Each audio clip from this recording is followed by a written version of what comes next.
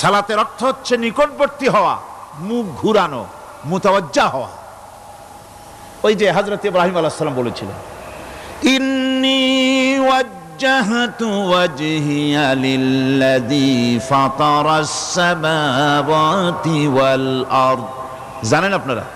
পড়েন, ইন্নী ওয়াজ্জাহতু ওয়াজহিয়া লিল্লাযী ফাতারাস সামাওয়াতি ওয়াল আরদা হানিফা ওয়া মা আনা মিনাল মুশরিকিন।